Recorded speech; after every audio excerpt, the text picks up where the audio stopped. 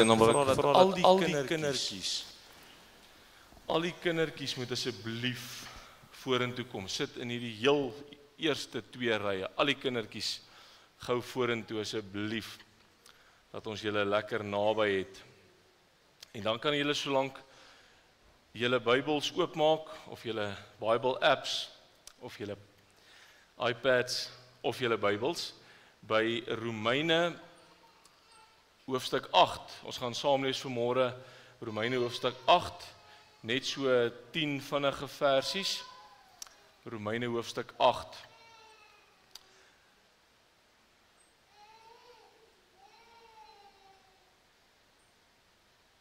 Ons tema vanmôre is dan aanneming tot kinders van God.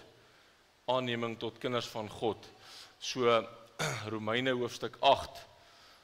Maar as Christus in julle is, dan is die liggaam dood vanweë die sonde, maar die gees is lewe vanweë die geregtigheid. En as die gees van hom wat Jesus uit die dode opgewek het in julle woon, dan sal hy wat Christus uit die dode opgewek het, ook julle sterflike liggame lewend maak deur sy gees wat in julle woon. Daarom dan, broeders, is ons skuldenaars nie aan die vlees om na die vlees te lewe nie. Want as julle na die vlees lewe, sal julle sterwe.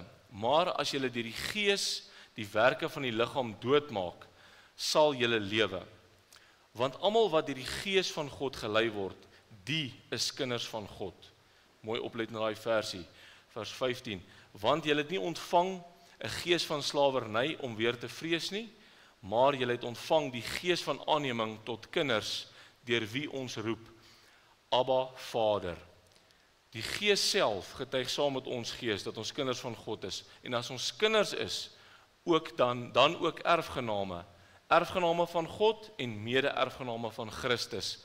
As ons naamlik saam met hom lei, sodat ons ook saam met hom verheerlik kan word. So ek gaan dadelik oor, soos ons reeds gesien het, ons tema vanmôre, aanneming tot kinders van God. En ons teksie van oordenking gaan dan wees, kom uit Romeine 8, en dit gaan wees vers 15. Want julle het nie ontvang 'n gees van slawerny om weer te vrees nie, maar julle het ontvang die gees van aanneming tot kinders, deur wie ons roep, Abba, Vader. Nou daardie woordjie Abba, Vader is 'n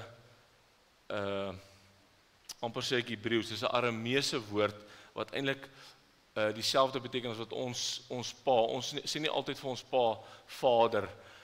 Ons sê vir hom pa of pappa of papi.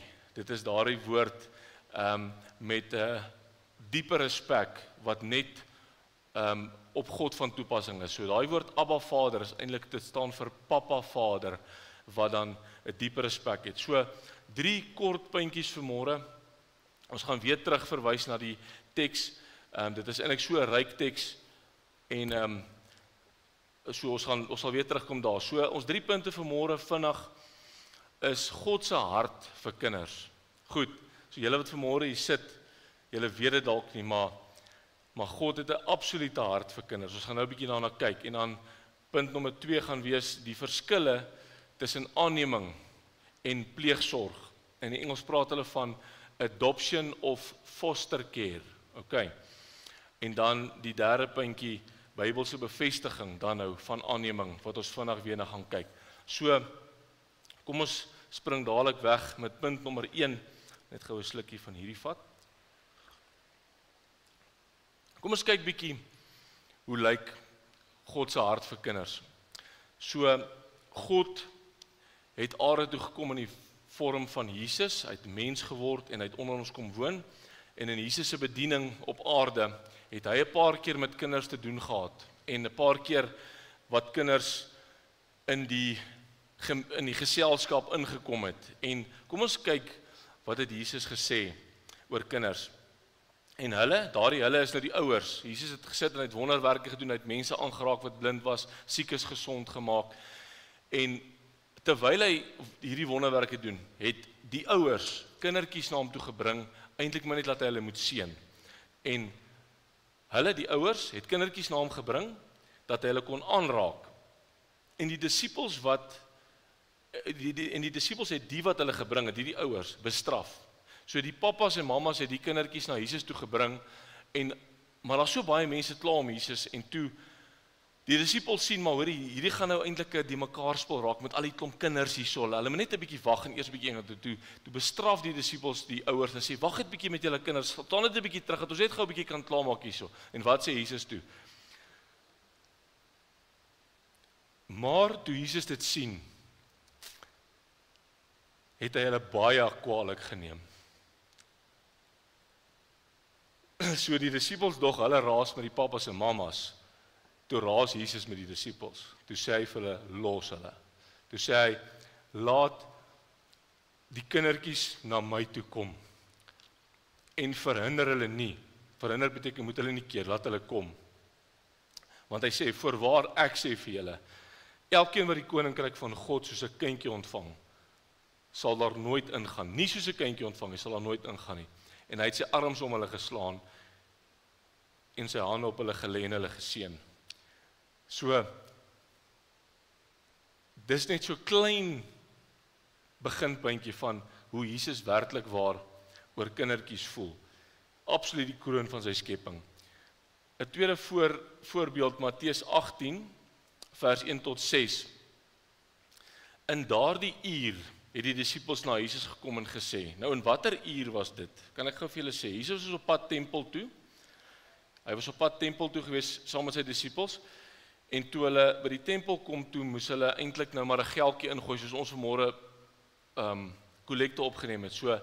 So daai tyd was die geldkassie of die kollekte boksie was by die ingang van die kerk, en as jy ingang, dan gooi jy maar ietsie in.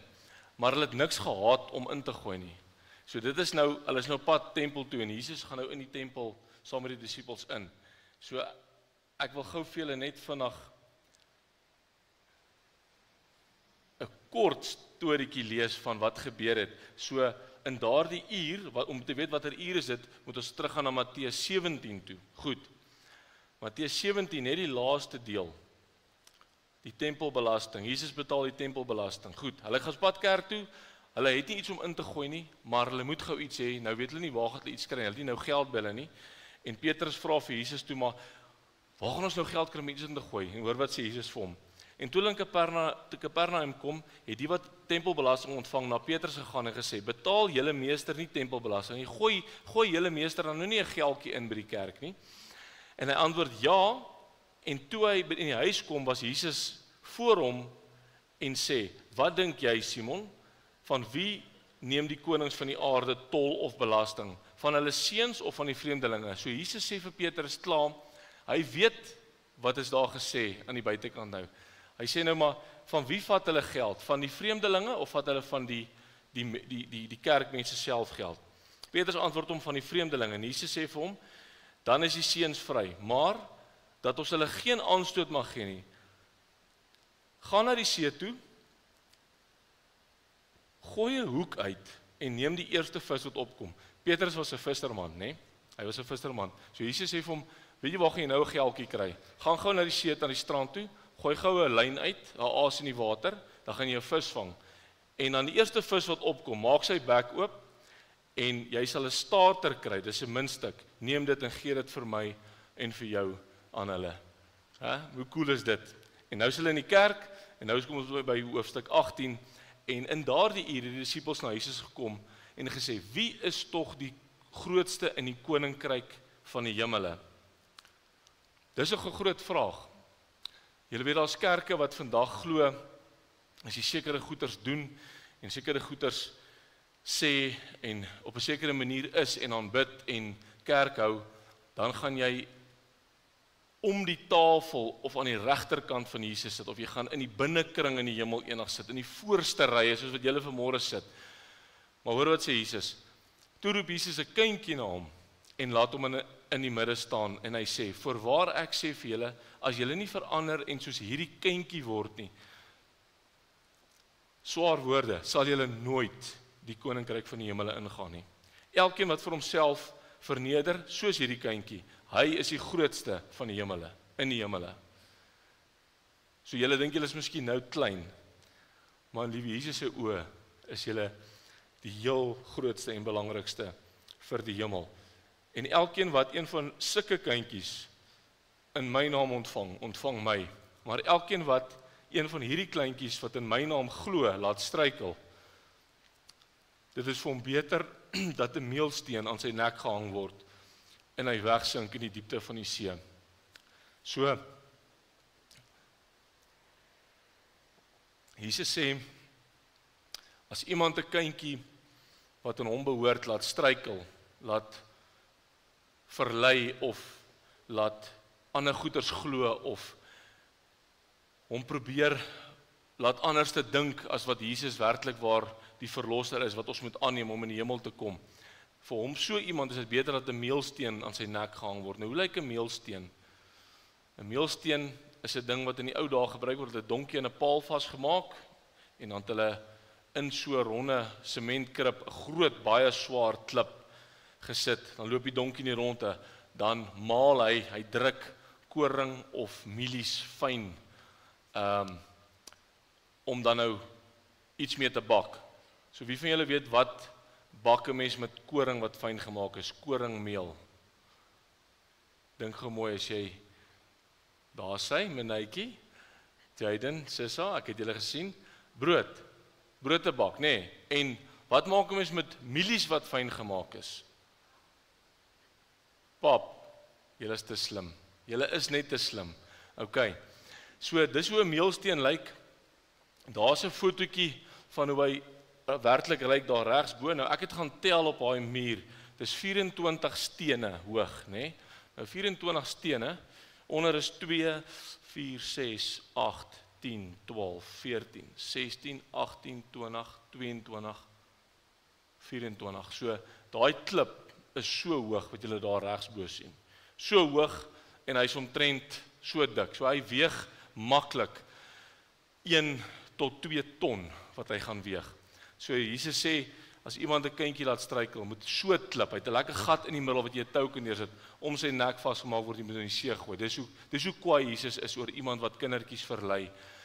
En ek wil myself onderbreek om te sê, julle kindertjies wat hier sit vanmôre in die skole, leer julle allerhande goed in wetenskap.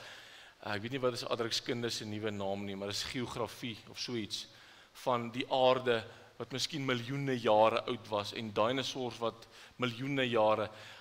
Daai is alles deel van die plan van die duiwel om julle te laat glo. Want onthou, as die aarde miljoene jare oud is, dan kon Jesus nie 6000 jaar terug die aarde en die hemel en alles gemaak het nie. Dan's iemand reg en iemands verkeerd. So of die Bybel is verkeerd, en as die Bybel se begin verkeerd is, Genesis 1 tot Genesis 11, wat die platform van alles is, dan is die hele Bybel verkeerd. So pas op vir dit, hoor. Skryf dit maar in die toets. Sê daarso, die handboek sê die aarde is 6 miljoen jaar oud, maar jy moet dit nie glo in jou hart nie, hoor. Dis regtig so. Dit bring ons by ons tweede punt vanmôre, die verskille tussen aanneming en pleegsorg. Nou, net 'n kort inleidingkie, daar's baie hartseer en stikkend met kindertjies in vandag se dae wat groot word sonder ouers, saam met vreemde mense, sonder 'n pappa of 'n mamma, op straat, wees, in 'n weeshuis, verskriklik. Julle wat vanmôre hier sit, wat 'n pappa of 'n mamma of albei het en in 'n huis bly en in 'n kar ry en kos het om te eet en 'n bed om te slaap.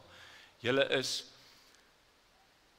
1% van die wêreld se bevolking. Julle is so gelukkig soos 1% van die wêreld se bevolking. Julle is die 1% ryk, julle is onder die 1% rykste kinders in die wêreld. As jy net eet en bly en bel en ry. Daai, onthou dit. 1% rykste, baie geseënd, hoor.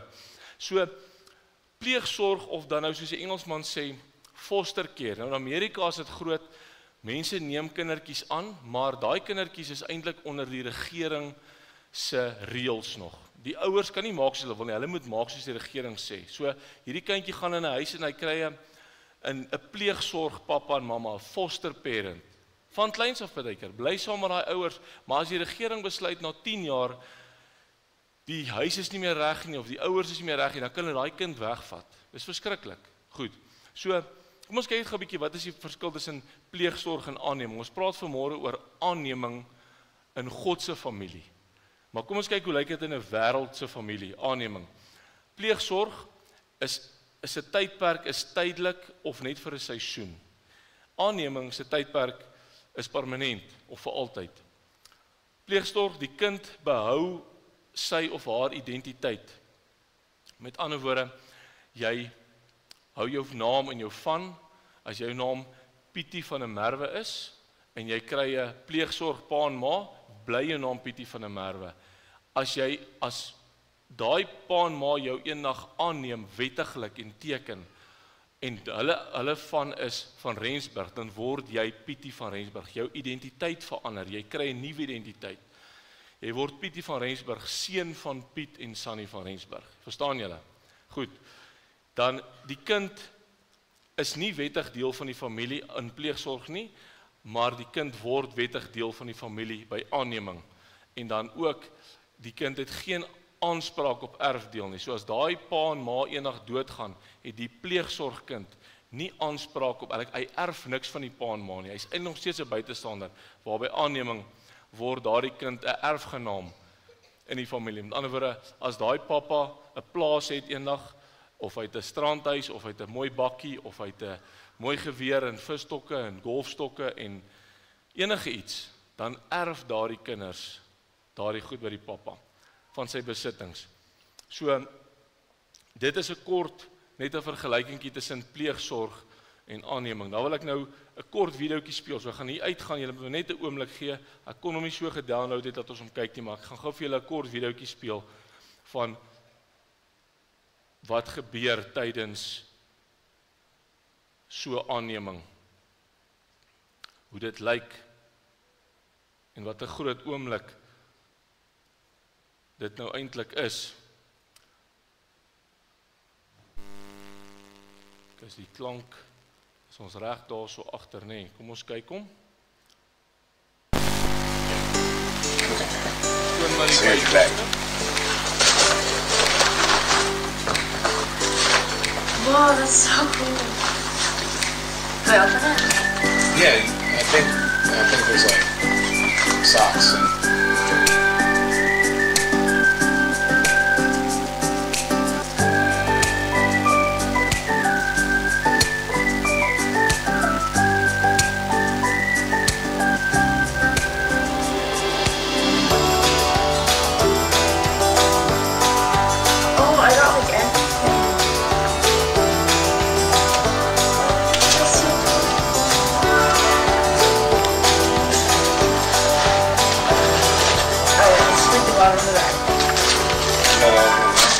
So, I don't know, hold on, I'm checking.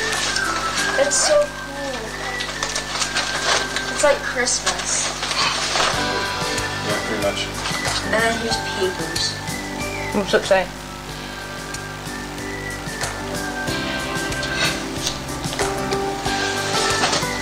What's it say? What's it say? It says a matter of the adoption of Aaron Riley Oakham. Adopted? Well, that's kind of what I want to talk to you about. Wait, did it happen yet? Well, so the reason why you have papers in front of you is because, so you know I've been taking kind of a little while on this whole thing. So the reason why I've been taking a little while is because I actually wanted you to have a say. So if I would have done it before you're 12, you wouldn't have had a say. Like you wouldn't have been able to say yes or no if you wanted or not. It would just been like, I just decided. So I waited until you turned 12. So wat die papa daar gesê het, net nou aangaan, is, hy kon vooraf besluit het om haar net aan te neem, en dit was sy besluit, maar hy wil gehad het, sy moes ook 'n keuse maak, en sy moes self saam besluit, dat dit is wat sy wil hê, dit wat hy daar bespreek, so hy gewag tot sy 12 is, dan kan sy wetiglik self besluit, wil sy dan permanent deel van die familie word, en dan so aangaan. So if you want to, I mean, I love you, you know you're my daughter, and I love you with all my heart. And if you want to do this, then you have to sign it. Yeah, I want to sign. I've already signed everything. It's done on my end. That's the last paper I need. Oh, I need to go get a pencil. I have a pen. Ja, ek het nog vir I have it. I made sure I had it. Are you sure this is what you want? Yes, for sure. I love you. A lot. sorry about that. So all you have to do is sign where do you sign? The notary right here. So this is Arian Bradley Russell for the last time. So you're gonna just sign, and then at the top, your name will be changed to Arian Bradley Yoakum, and you will be fully adopted. Wait, so what do I put right there? Whatever you want. Wait, so do I just say? You can put this name if you want. That'll be the first time it'll be alright.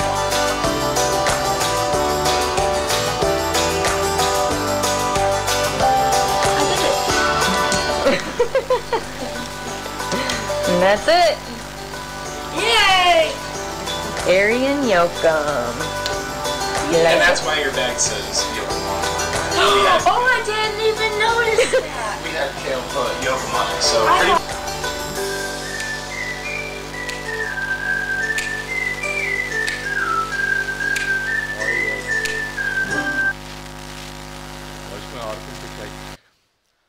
Dis my hart om te kyk. So dit bring ons by ons derde punt.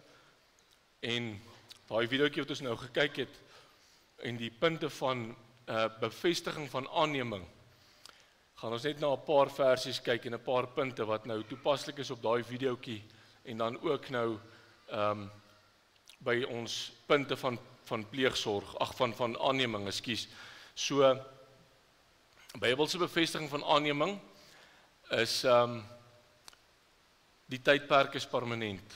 Dis vir altyd.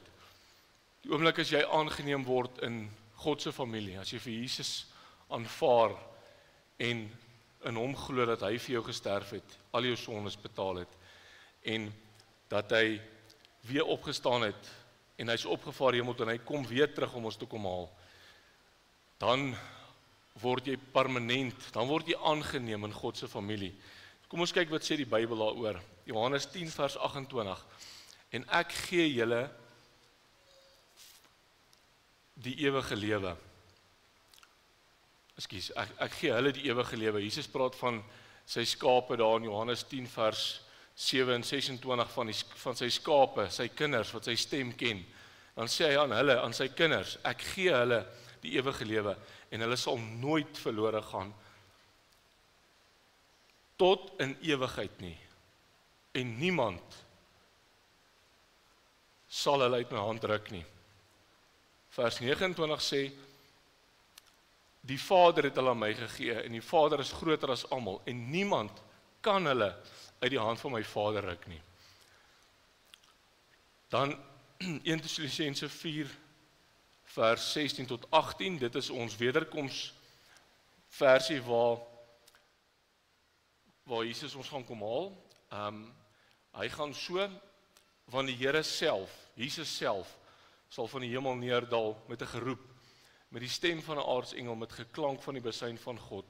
En die wat in Christus ontslaap het, die oupas en oumas wat al dood is, wat ook kinders van Jesus was, sal eers opstaan. Daarna, ons wat in die lewe oorbly, sal saam met hulle in wolke weggevoer word, die Here tegemoet in die lig. Bemoedig mekaar dan met hierdie woorde. So sal ons altyd by die Here wees, staan in 1 Tessalonisense 4. So sal ons altyd. Die woordjie altyd beteken altyd. Gaan nooit ophou nie. Dan nuwe identiteit en van. So jy sien nou meer Piet van der Merwe nie, jy's nou Piet van der Merwe, kind van die Allerhoogste God. Kom ons kyk wat sê die Bybel oor dit. Maar toe die volheid van die tyd gekom het, het God sy seun uitgestuur, gebore uit 'n vrou, onder die wet, om die wat onder die wet was, los te koop, sodat ons die aanneming tot kinders kan ontvang. So as Jesus nie gekom het nie, kon ons nie kinders van God geword het. Soos die aanneming van kinders kan ontvang. En omdat julle kinders is, het God die gees van sy seun in julle harte gestuur en hy roep, Abba Vader. Daarom is jy nie meer dienskneg nie, jy's nie meer 'n peetkind of 'n pleegkind of 'n weeskind nie, maar kind van God. Romeine 8 vers 15, want julle het nie ontvang, dit is ons teks van oordenking, julle het nie ontvang 'n gees van slawerny om weer te vrees nie, julle hoef nie bang te wees mee nie. Jy hoef nie bang te wees van waar pas jy in, waar hoort jy nie, maar julle het ontvang die gees van aanneming tot kinders, deur wie ons roep, Abba Vader, Hemelse Vader. 'n kind word wettig deel van die familie. Kom ons kyk wat sê die wettige deel van die Bybel. Johannes 1 vers 12. Maar almal wat hom aangeneem het, aan hulle het hy mag gegee om kinders van God te word. So jy is by magte, jy is wettiglik 'n kind van God as jy vir Jesus aangeneem het. En dan ook 1 Johannes 3 vers 1. Kyk wat 'n groot liefde, ons het dit gesing vanoggend. Die Vader aan ons bewys het dat ons kinders van God genoem kan word. Om hierdie rede ken die wêreld ons nie. Jy gaan anders te wees in die wêreld omdat dit hom nie geken het nie. En dan ons laaste puntjie, erfgenaam van die familie van God. Kom ons kyk wat sê oor erfgenaam. Romeine 8 vers 16 is ook deel van ons geleesde gedeelte. Die Gees self getuig saam met ons gees dat ons kinders van God is. En as ons kinders is, dan ook, hoor wat hy sê, erfgename. Erfgename van God en mede-erfgename van Christus. As ons naamlik met hom sou lei, sodat ons ook saam met hom verheerlik kan word. So jy word 'n erfgenaam van God. Wat beteken dit om 'n erfgenaam te wees? Wat erf jy? Kom ons kyk net na Galasiërs 4 vers 7, dan gaan ek julle wys wat erf julle. Daarom is jy nie meer 'n diensknegt nie, maar kind. En as jy kind is, dan ook erfgenaam van God deur Christus. So, ek dink nie julle kindertjies besef vanmôre, ek dink niemand van ons besef vanmôre wat dit werklik waar beteken om erfgenaam van God te wees nie. Wat erf jy? Jy erf die ewige lewe, jy erf die hemel met alles wat daarin is. En Korintiërs 2 vers 9 sê, maar soos geskrywe is, wat die oog nie gesien en in die oor nie gehoor het en in die hart van die mens nie opgekom het nie. Jy kan dit nie eers imagine nie. Wat God berei vir die wat hom liefhet. So, daar's 'n ewigheid wat wag vir die kinders van God, erfgename, nuwe identiteit, wat ons nie eers kan weet nie.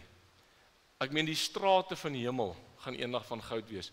Die nuwe stad, die nuwe Jerusalem, sê 12 fondamente, elkeen gebou uit 'n soliede edelgesteente uit, baie duurder en meer kosbaar as diamante. So, daar's nie geld in die wêreld om dit te kan vergelyk of verduidelik nie. So, God staan vanmôre met die papiere in die hand. Soos daai pappa vir die meisiekind die papiere geteken het. Klaar reg. Geteken.